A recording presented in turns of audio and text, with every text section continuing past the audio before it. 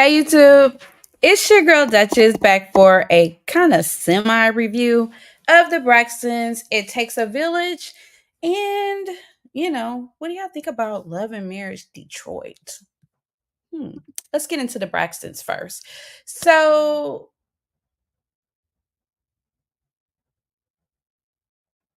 Tamar, it started off with Tamar. I'm trying to get away from these notes, you guys, because that doesn't seem to be working for me.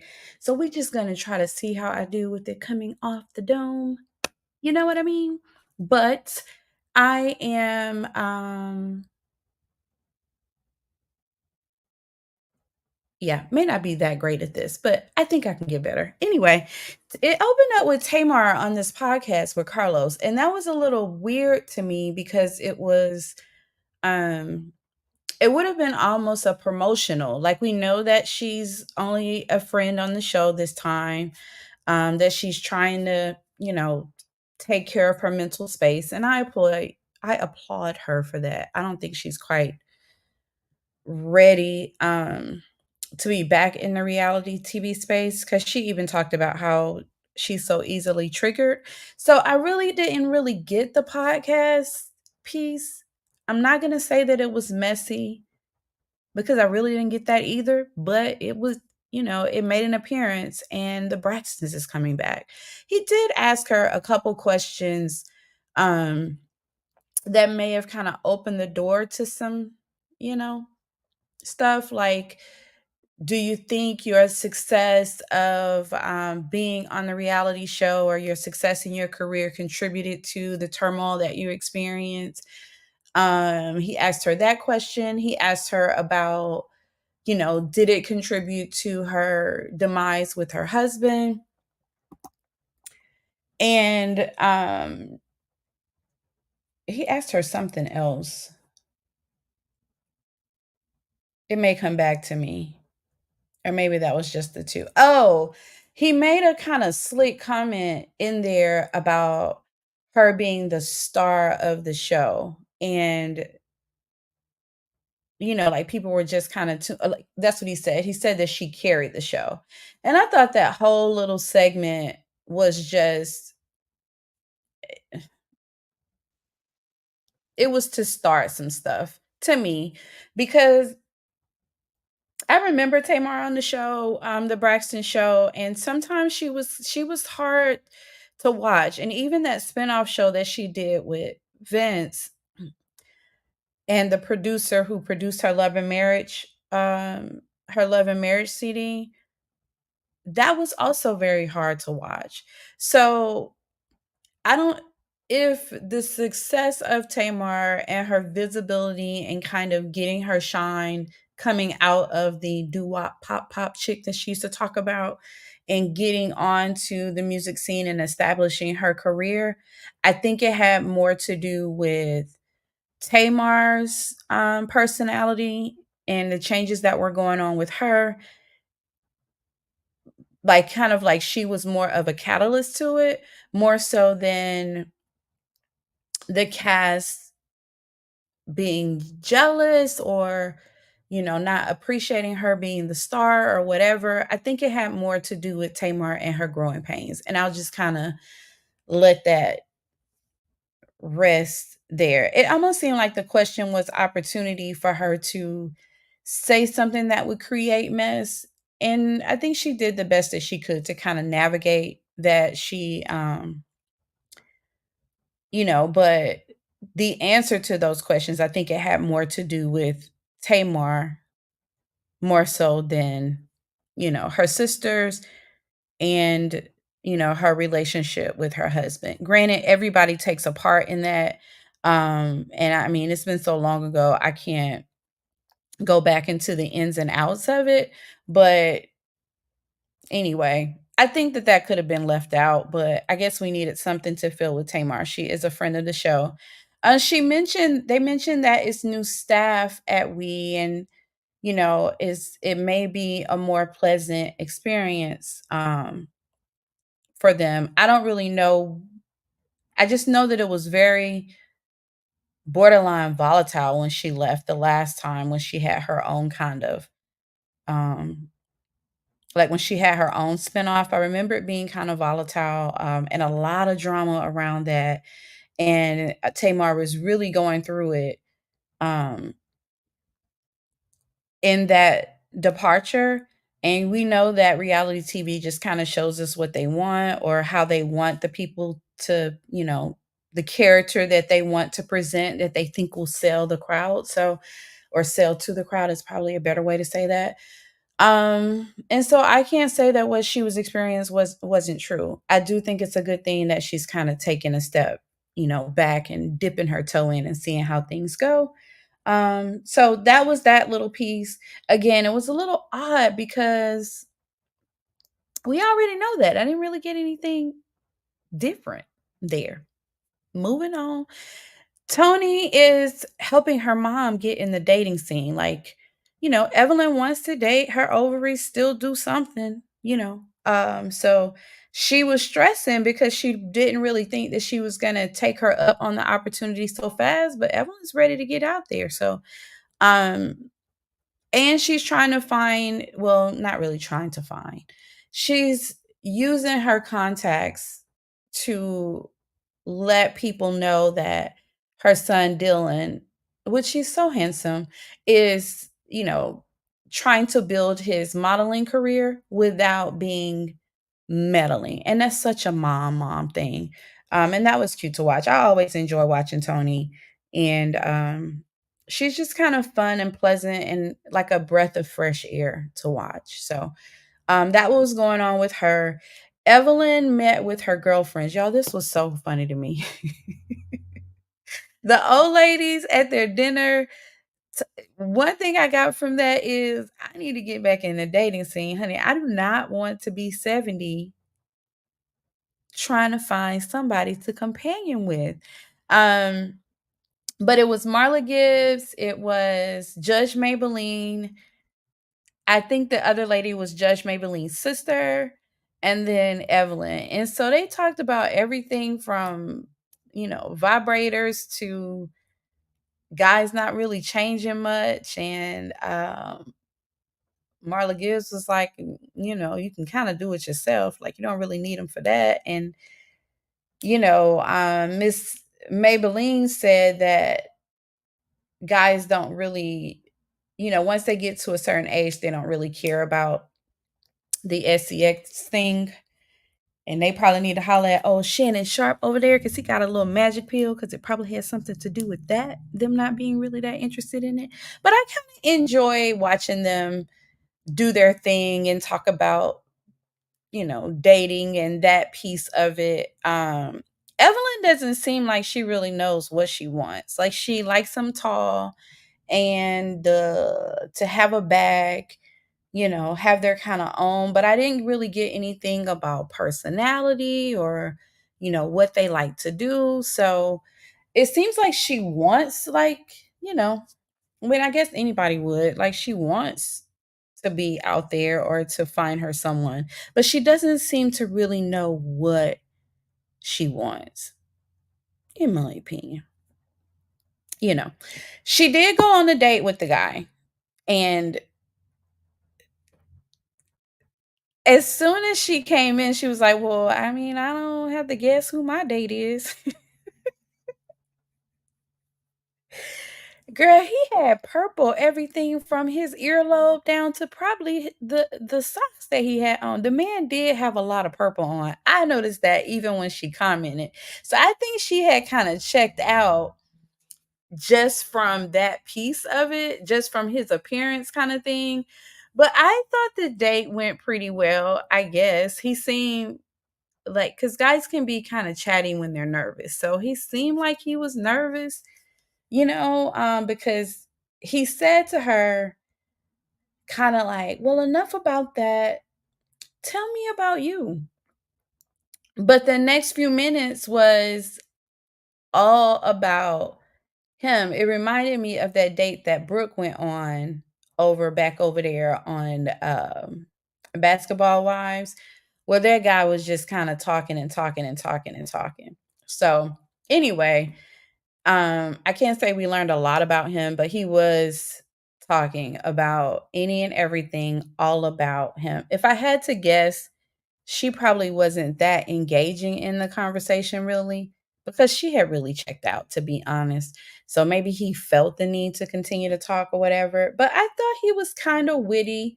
And he liked to have a good time. He was single, and he talked about him having like some appearances in the Tyler Perry movie and, like a couple of those back in the day or whatever. So, I mean, I don't know what his coin looked like, but um, you know, anyway, they even had like a shared like a little laugh about the yuca fries and but he wasn't what she was looking for. She said that he might be nice for somebody else. Honey, she didn't even stay with the for the food.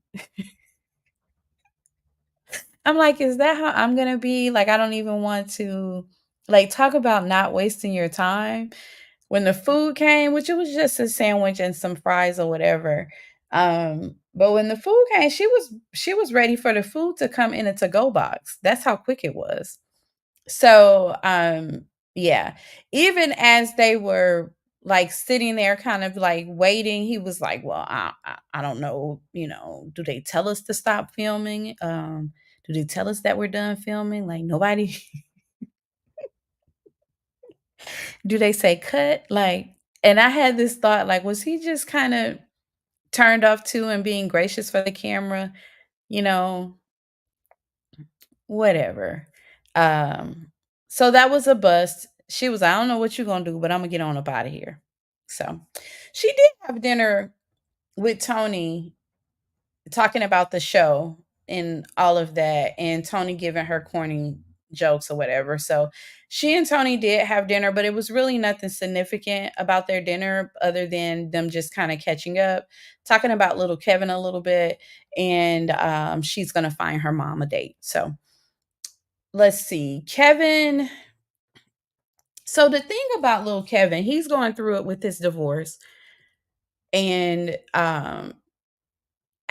definitely going through it about his mom and her, his mom passing, having a really hard time with that. And I empathize with him a lot. I feel like,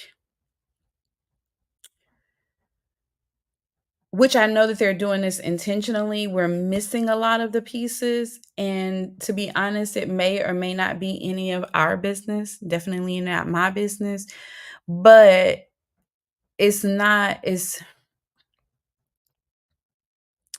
like the it seems like the relationship with the wife or soon to be ex-wife or maybe already ex-wife is tumultuous. And something went on for him to be having to answer for charges and things like that. And for her to kind of set him up for him to be picked up during the therapy or whatever. Like something is going on there.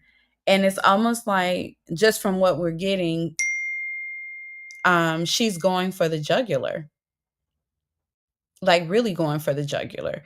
She took the house and she took full custody of the baby, the little boy, which he's not a baby anymore, I'm sure. But it is definitely not an amicable divorce. And they haven't been married that long. They're still very young. And it's a lot going on there. And you know, I think it would be nice to see more focus on Kevin and his journey and how he's doing um, with this process. The sisters are being supportive. He had a seizure while he was talking to the ex-wife, or soon to be ex-wife. She called Tawanda and told Tawanda about it, like for her to go and kind of check up on him or whatever. So I think that she has to still have some concern for him, and maybe, at this point, whatever it was that happened domestically, she feels like it's best for her to have full custody of the son. But it's just kind of hard to kind of piece together what's really happening there without the other side of the story. And you also empathize with what he has going on. with him. So, prayers up for little Kevin as he kind of get through, as Miss Evelyn called it, which I thought that that was very dark, the valley of death or the brink of death, or, like I wouldn't want to hear that term, but it's probably fitting because he does seem to be very depressed, understandably so. And he also kind of mentioned, like, it was almost like he hinted that he may not feel comfortable being by himself. And Tawanda asked him, but then he kind of backed away from that comment. So I'm just hoping that, things get better for him. And of course, he and this ex-wife or soon to be ex-wife kind of at least get into an amicable space for, you know, I don't want to say for the sake of the kid, but I mean just for the sake of all, because, you know, without really knowing all the details, and I may not want to know all the details to be honest, but it just feels like there's a story there to be flushed out, and this is kind of like being pieced together, like this episode. It wasn't very interesting for me, so I'm kinda having a hard time recapping, but that's what happened, that's what's going on over there, and I think that if they're going to introduce the subjects, then you need to give us a little bit more of the story, because then it's just kind of like, what am I watching? So, Miss Evelyn and Trina did come to see him before he left because they're still in Atlanta. He came down for Tracy's birthday celebration. So he's packing up, getting ready to go. And because he had that seizure, it may not be safe for him to fly. But they came to see him and they fully support him. And I love how the family and the sisters are supporting him. But there may be more help that Kevin needs, like to kind of be with someone or someone to be there. And I know that his granddad is there and his uncle is there in Maryland, but he just seems to be alone. And I don't know if that's the best thing for him. Um, but hopefully they're working that out. Let's see what else happens. So that was that. We talked about Evelyn going on her date. We talked about Tony. Tony did have dinner, or she had a conversation with Diesel. And that was really cute because it's obvious that Diesel is trying to find his name or make his brand outside of his mom's kind of shadow. And, your babies are going to always be your babies. So it was cute to see Tony kind of navigate that conversation, because you never want them to feel like you're hovering or whatever, because they're going to call you on it anyway, and kind of, detach a little bit. So that was cute and fun to watch, but mm, it really wasn't much. Like, to me, I'm open to anybody's comments or what you guys thought about the episode, but next week seems to be a little bit more, but it just seemed like they have run out of stuff to kind of give us. And once we got past all of the Tracy and, Tracy's story and all of that, unless they something else comes up. I know Tony has her thing with Vegas and she's going to be doing her show. So that's definitely something. And I want to see any glimpse of that. But it seems like they're kind of like, you know, struggling to put some pieces in there. Um, and hopefully it will continue to be more on the positive side and not get into the toxic drama that they can get into. So, I still have hopes for the Braxtons, but, you know, it was kind of boring to me. It wasn't that exciting, but I will say the old lady gang appearance and Candy Don't Come For Me. I hope that's not branded. That was kind of cute, and I enjoy them just having their commentary. And that gives you an indication of the bar and how entertaining it was, because that was my entertainment. And this date that Evelyn went on with Purple Rain. That man, even his earbuds were purple. That was insane to me. Anywho, that's all I got for the Braxtons. It does take a village. Let's get into Love and Marriage Detroit. Have you guys watched that? I don't know. Given all of the stuff that is going on, has gone on over there with Love and Marriage Huntsville, which I've only gotten into like maybe the last 3, 4 episodes with that. I don't know if I can handle another toxic show. And this show just screams toxicity. So Russell and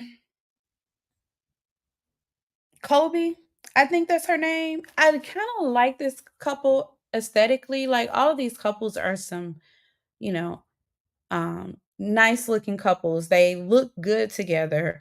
Russell seems to be kind of disconnected.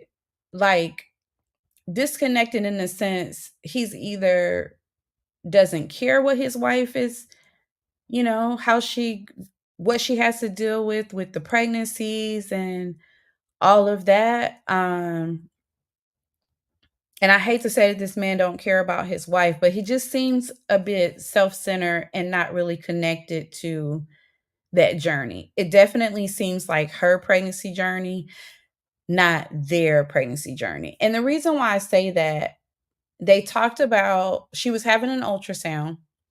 Yay, that was my profession for a minute. She was having an ultrasound. They talked about the sex of the baby.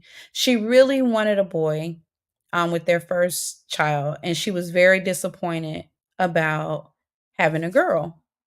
And the little girl seems to be like, which girls are daddy's girls. So she longs to have that unconditional love that boys have for their moms. Like she longs to experience that.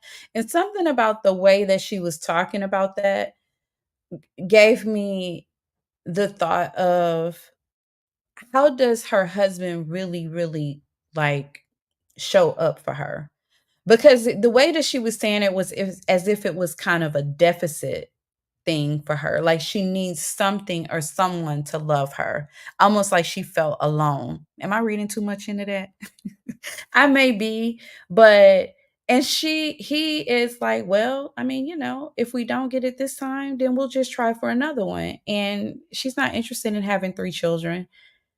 And he wasn't interested in even backing off of that conversation while she's carrying this child. It's like, you know, I'll shoot another one in there. And she even mentioned that he kind of trapped her on her birthday. I'm glad they didn't really get into that, but I would like to like this couple together. It just doesn't seem like he cares that much. It seems like he's insensitive and he's not connected. But that's Russell and Kobe. Then you got Brandon and Christina over there who got married because he wanted to hit. Pretty much. She was trying to do sounds like she was trying to do the thing, I'm not having sex before marriage or whatever. And she mentioned even on their wedding day that he was looking at other women being, inappropriate and all of that. They're separated as of the last reunion is 6 months. We're 6 months after the last reunion. That must have been a tumultuous time because I didn't watch. This is my first time watching um, Love and Marriage Detroit. So I'm assuming that's what it was. And they're separated now.